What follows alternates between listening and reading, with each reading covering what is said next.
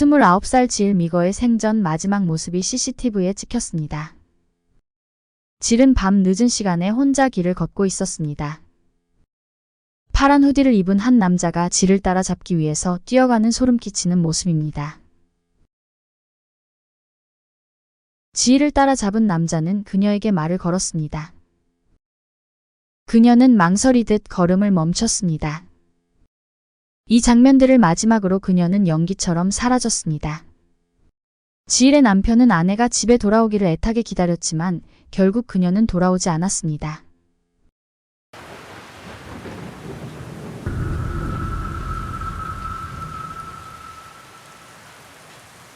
질은 1982년 10월 30일 아일랜드에서 일남 일녀 중 장녀로 태어났습니다. 질은 더블린에 있는 UCD 대학을 다녔으며 그곳에서 사랑하는 남자 톰 미거를 만났습니다. 친구들의 말에 따르면 지일은 매사에 긍정적이고 적극적이었으며 밝은 에너지를 가진 애교가 많은 친구였다고 합니다. 그리고 부모에게는 쏙 한번 썩히지 않고 스스로 잘 커준 고마운 딸이었으며 하나뿐인 동생을 잘 챙기는 좋은 누나였습니다. 톰과 질은 3년 연애 끝에 2008년에 결혼식을 올렸습니다. 그리고 2009년 호주 멜본으로 이주했습니다. 그 당시 아일랜드는 경기 침체와 취업난으로 많은 젊은 사람들이 호주로 이주하는 게 유행이었습니다. 평소에 예능에 관심이 많고 사람을 웃게 만드는 재주가 있었던 질은 호주 ABC 방송국에서 코디네이터로 일하게 되었습니다. 둘 다 안정적인 직업을 가진 후 호주에서의 이민 생활은 한층 더 풍요로워졌습니다. 유난히 사이가 좋았던 부부는 둘이서 여행도 많이 다니며 인생을 좀 더 즐긴 다음 몇 년 후에 아기를 갖기로 했습니다. 2012년 9월 22일 금요일 질은 직장 동료 중 한 명의 생일을 축하해주기 위해서 퇴근 후 여러 직장 동료들과 브런스윅 그린 칵테일바로 갔습니다. 칵테일바는 대학교들이 밀집되어 있는 곳에 위치한 곳으로 주말에는 늦은 밤까지 유흥을 즐기러 나오는 대학생들과 직장인들로 항상 붐비는 곳에 있었습니다. 10시 30분경 1차를 끝내고 2차를 하기 위해서 다른 곳으로 이동하면서 질은 남편 톰에게 전화를 했습니다. 부부가 살고 있던 아파트에서 걸어서 10분 걸리는 술집으로 이동 중이라며 남편에게 와서 같이 한잔하겠느냐고 물었습니다. 하지만 톰은 집에서 영화를 보고 있을 테니 동료들과 즐거운 시간을 보내고 천천히 오라며 그녀에게 말했고 그렇게 부부의 마지막 통화는 끝났습니다. 그녀와 일행들은 2차로 바 에티켓이라는 곳에 가서 술을 마셨고 새벽 1시 30분에 나왔습니다. 한 직장 동료가 질에게 택시를 잡아주겠다고 말했지만 그녀는 집에 가는데 걸어서 10분 밖에 걸리지 않으며 술도 깰 겸 혼자 걸어가겠다고 말했습니다. 동료들은 늦은 시간인데 혼자 괜찮겠냐고 물었고 그녀는 활짝 웃으면서 전에도 100번 넘게 이 시간에 혼자 집에 걸어갔었다며 걱정하지 말라고 말하고 아파트 방향으로 혼자 걷기 시작했습니다.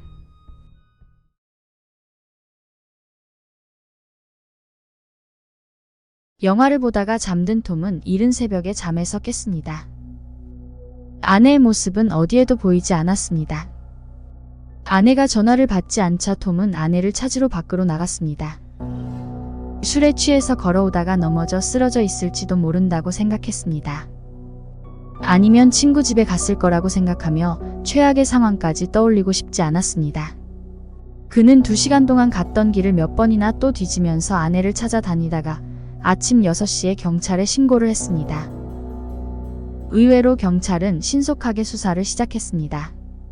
그녀를 마지막으로 목격했었던 사람들을 조사하고 골목길 구석구석을 수색했습니다. 친구들은 소셜미디어에 그녀의 실종을 알리며 도움을 요청했으며 그녀의 실종 포스터를 만들어서 길에 붙였습니다. What are you going through? Hell. It's just devastating, but yeah, just trying to push on as much as possible. Hope somebody saw something or she just walked through the door. 이 사건처럼 아내가 깜짝같이 실종되면 통상적으로 남편이 가장 유력한 용의자가 됩니다. 처음에 톰도 사람들의 의심을 받아 힘든 시간을 보냈습니다. 수사관들은 부부의 아파트를 수색하고 아파트 입구에 있는 CCTV를 분석했습니다. 분석 결과 사건 당일 질은 집에 돌아오지 않았으며 탐은 질이 실종된 그 시간에 아파트에 있었다는 결과가 나왔으므로 그는 혐의를 벗어났습니다. 질이 술집을 떠난 후 그녀를 목격했다는 사람은 나타나지 않았습니다. 경찰의 신속한 수색에도 불구하고 현장에는 아무런 단서도 목격자의 제보도 없자 질의 신변을 심각하게 염려하게 되었습니다. 경찰은 질의 금융거래와 통신기록 내역을 조회했습니다. 조회한 결과 금요일 칵테일바에서 크레딧 카드가 쓰인 이후 카드의 거래나 ATM 사용도 없었던 것으로 나왔습니다. 하지만 그녀의 전화기를 추적한 결과 전화기가 그녀의 아파트 방향이 아닌 다른 곳으로 움직였다는 사실이 밝혀졌습니다. 질의 전화기는 부부의 아파트에서 5분 거리에 있는 호프스트리트에서 짧게 신호가 잡혔었습니다. 그리고 툴라마린 도로를 따라 북서쪽으로 64km 떨어진 작은 마을로 이동하다가 4시 40분경에 신호가 끊겼습니다. 질이 실종되고 48시간이 지난 월요일 아침 9일 한 통의 신고 전화가 접수되었습니다. There's been a new development in the search for missing Melbourne woman Jill Ma. 호프스트리트에서 누군가가 한 여성의 핸드백을 발견했습니다. 핸드백 안에는 ABC 방송국 출입 아이디가 들어있었고 남편 톰은 아내의 핸드백이 맞다고 확인했습니다. 현장에 투입된 범죄 전문가가 호프스트리트를 샅샅이 수색한 결과 담배 몇 개와 ABC 방송국 로고가 새겨진 펜 한 자루를 근처에 있는 잔디밭에서 발견했습니다. 전문가는 잔디밭의 한 곳을 가리키며 그곳은 성폭행 현장으로 의심되는 흔적들이 있다고 말했습니다.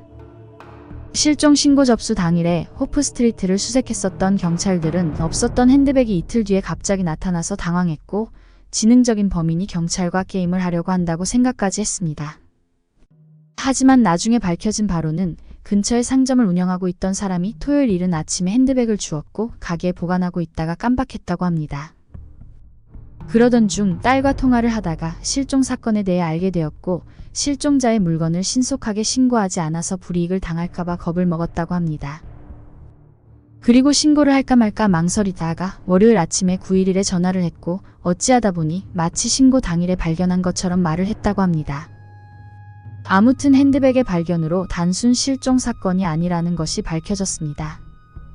사건 현장 주변 상점들로부터 CCTV를 받아 분석하고 있던 경찰은 호프스트리트에서 2분 떨어진 곳에 있는 결혼식 드레스 가게 CCTV에서 질이 찍힌 장면들을 찾아냈습니다.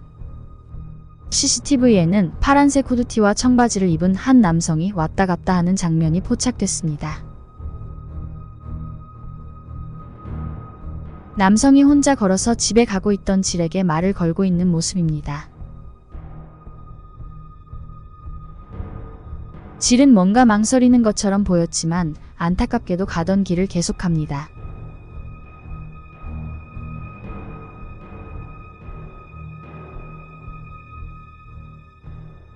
경찰은 재빨리 파란 후드티를 입은 남성을 강력한 용의자로 지목했습니다. 그리고 남자의 정체를 밝히기 위해 CCTV에 찍힌 그의 모습을 언론에 공개할지 말지에 대해 고심했습니다. 경찰은 질이 살아있을 가능성이 희박하다고 생각하고 있었지만 만약에 그녀가 살아있고 어딘가에 붙잡혀 있다면 영상 공개 후 그녀가 위험해질 수도 있기 때문입니다. 고심 끝에 영상을 공개하고 사람들의 제보를 기다리기로 했습니다. 한편 그녀의 전화기 신호가 마지막으로 멈춘 곳까지 경로를 따라서 고속도로에 설치되어 있던 CCTV를 분석했습니다. 그녀의 전화기가 툴라마린 고속도로로 이동할 때 동시에 시티링크 카메라에 에드리안 베일리라는 사람의 차가 같은 방향으로 이동했다는 것을 알아냈습니다. 41살의 에드리안 베일리는 이미 범죄 기록이 화려한 성범죄자였습니다. 에드리안의 오랜 범죄 경력은 18살에 시작되었습니다. 1991년에 그는 그의 여동생의 16살 친구에게 몹쓸 짓을 했습니다. 그리고 다음 해에는 버스 정류장에서 집으로 걸어가고 있던 17살 여학생에게 나쁜 짓을 시도했다가 체포되었습니다. 보석으로 풀려난 에드리안은 얼마 안 돼서 또 다시 16살 소녀에게 나쁜 짓을 했습니다. 결국 체포된 에드리안은 징역 5년을 선고받았습니다. 하지만 재활치료를 받는 조건으로 3년만 복역하고 1999년에 풀려났습니다. 하지만 출소 후 1년도 안 돼서 빅토리아 세인트 킬다 지역에서 연쇄적인 성폭행을 저질렀습니다. 2001년 4월 그는 유죄를 인정한 후 5건의 강간 혐의로 체포되어 기소되었습니다. 그리고 징역 11년을 선고받았습니다. 하지만 그는 8년 후 가석방되어 현재 자유의 몸이었습니다. 경찰은 즉시 에드리안을 감시하고 그에 대한 조사를 시작했습니다. 그리고 에드리안은 질이 실종되고 5일 후인 2012년 9월 27일에 경찰에 체포되었습니다. 체포된 에드리안은 무고한 사람처럼 연기했습니다. 그는 데이트를 하고 있었고 가벼운 말다툼 후 밤늦게 어디론가 사라진 여자친구를 찾느라 그 거리를 헤맸을 뿐이라고 주장했습니다. 늦은 시간에 여자가 혼자 거리를 걸으면 위험할 수 있어서 여자친구가 너무 걱정되었다고 말했습니다. 에드리안 집을 수색한 결과 범행할 때 입었던 후드티와 청바지를 발견했으며 바지 주머니 안에 있던 질의 전화기 유심카드를 찾았습니다. 그의 옷에는 흙이 많이 묻어 있었기 때문에 수사관들은 안매 장애 가능성을 추정할 수 있었습니다. 형사가 유심카드를 증거로 에드리안에게 들이밀자 마침내 그는 범죄 사실을 인정했습니다. 에드리안 말에 따르면 새벽 1시 30분경 혼자 걷고 있는 질을 보았고 외로워 보여서 말을 걸었는데 그녀가 호의적인 미소를 보였다고 합니다. 그녀도 자기를 마음에 들어하는 눈치였습니다. 그래서 안아주려고 했는데 갑자기 그녀가 공격적으로 변했습니다. 자기는 정말 친절하고 순수하게 접근했는데 그녀가 그를 거부하자 너무 화가 났다고 합니다. 그리고 어느새 그녀의 목을 조르고 있는 자신을 발견했다고 합니다. 그는 결코 그녀를 의도적으로 다치게 하고 싶지 않았지만 어쩔 수 없었다며 자신이 마치 피해자인 것처럼 변명했습니다.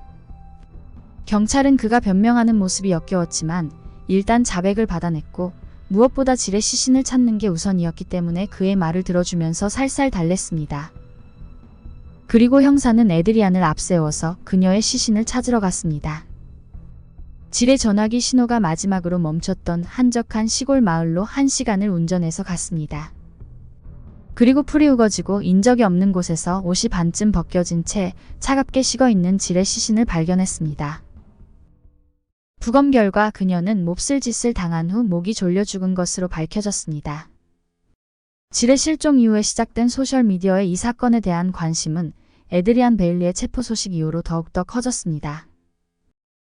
연일 보도되는 언론 매체와 소셜미디어에서 질의 실종 사건을 집중했던 호주 시민들은 큰 슬픔에 빠졌으며 극악한 연쇄성 범죄자에게 솜방망이 처벌을 한 법원을 비난하며 3만 명이 넘는 사람들이 멜본에 모여 시위를 펼쳤습니다. 질의 장례식에는 가족들과 많은 친구들이 모여 그녀를 추모했습니다.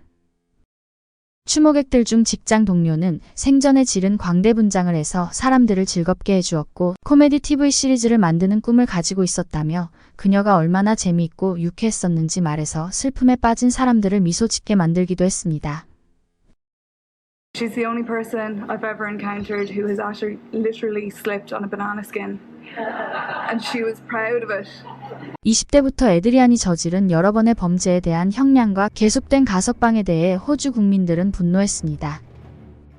그는 저지른 범죄의 무게에 비해 너무 적은 형량을 받은 것도 모자라서 그가 법원에 항소하고 반성한다며 선처를 해달라고 하면 쉽게 가석방을 해줬습니다. 그리고 그는 계속 범죄를 저질렀습니다. 심지어 에드리안 어머니는 가석방 담당자에게 연락을 해서 아들은 너무 사악하기 때문에 풀어주면 안 된다고 부탁까지 했었다고 합니다.